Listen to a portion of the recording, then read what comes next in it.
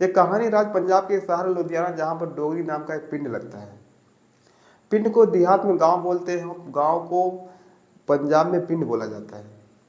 जहाँ पर 1960 में एक अमर सिंह चमकीला का जन्म होता है, जो एक दलित समुदाय से आते हैं, चमार जात से बिलोंग करते थे। अमर सिंह चमकीला जब समय के साथ साथ धीरे धीरे बड़े होते हैं तो उनका मन संगीत में लगने लगता है, जैसे गाना गाना, गाना सुनना। हालांकि उनका जो सपना था टेक्नीशियन बनना था, लेकिन तो अधूरा हो जाता है। और उनका संगीत में इतना ज़्यादा मन लगने लगता है, धीरे धीरे हारमोनियम बजाना सीख जाते हैं, ढोलक बजाना सीख जाते हैं और गाना लिखना भी सीख जाते हैं।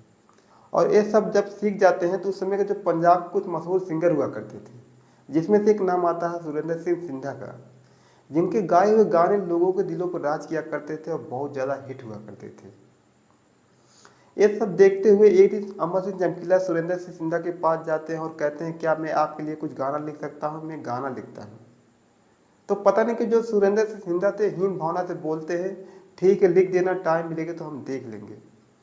इसके बाद अमर सिंह चमकीला सुरेंद्र सिंह सिंधा के लिए गाना लिखना शुरू करते हैं, और जब वो गाना सुरेंद्र सिंह सिंधा गाते हैं तो गाना बहुत ज़्यादा हिट होता है और लोग बहुत ज़्यादा पसंद करते हैं। लेकिन ये जोड़ी ज़्यादा दिन तक नहीं चली, 2 साल तक चली, उसके बाद ये जोड़ी टूट गई, क्योंकि जो अमर सिंह चमकीला थे उनके ऊपर जिम्मेदारियां दिनों दिन बढ़ती जा रही थी।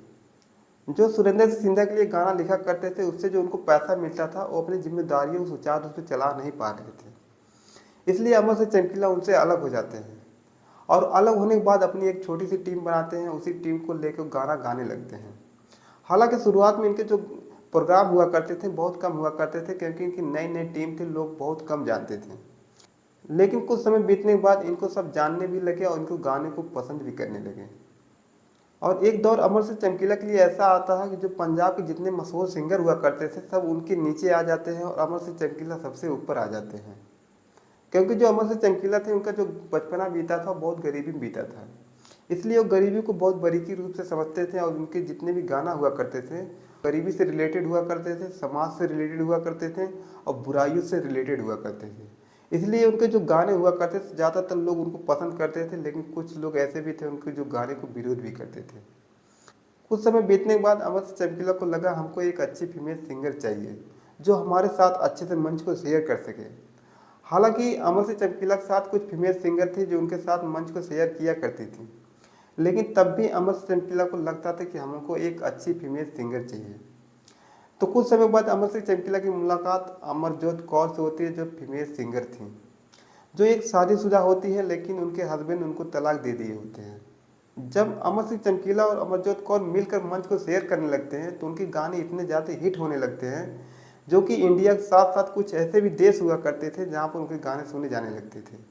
इस तरह से अमर सिंह चमकीला की लोकप्रियता दिनों दिन बढ़ती जा रही थी, लेकिन दूसरे साइड में अमर सिंह चमकीला के दुश्मन भी बढ़ते जा रहे थे। पहली बात, जो अमर सिंह चमकीला थे वो चमार जात से बिलोंग करते थे। दूसरी बात, जो अमर सिंह चमकीला थे उस समय के सबसे नंबर 1 के सिंगर हुआ करते थे। तीसरी बात, जो अमर सिंह चमकीला थे अपनी पत्नी को तलाक देकर अमरजोत कौर से शादी कर लेते हैं, जो एक जाट समुदाय से आती है। इस तरह से अमर सिंह चमकीला की लोकप्रियता दिनों दिन बढ़ती जा रही थी, लेकिन उनके दुश्मन भी दिनों दिन तैयार होते जा रहे थे। कुछ समय बाद एक दौर ऐसा आता है 8 मार्च 1988 का, जो मैसामपुर में एक प्रोग्राम होता है अमर सिंह चमकीला का। जब उस प्रोग्राम के लिए अमर सिंह चमकीला अपने पत्नी अमरजोत कौर के साथ रवाना होते हैं, जैसे मैसामपुर में वो पहुंचते हैं, अपनी कार के दरवाज़ा खोल के नीचे उतरते हैं, तभी उनके सामने से 2 बंदे बाइक पर सवार होकर आते हैं और आते ही उनके ऊपर लगातार फायरिंग करने लगते हैं, जिससे अमर सिंह चमकीला और अमरजोत कौर की मौत हो जाती है। अगर बॉडी के हिसाब से देखा जाए तो यहाँ पर 2 लोग की मौत होती है, लेकिन रियल में 3 लोग की मौत होती है। पहला अमर सिंह चमकीला की मौत होती है, दूसरा अमरजोत कौर की मौत होती है, तीसरा अमरजोत कौर के पेट में पल रहे अमर सिंह चमकीला के बच्चे की मौत होती है। ये सब होने के बाद पुलिस कातिलों का छानबीन करने लगती है, लेकिन आज तक कातिलों का कोई सबूत नहीं मिला।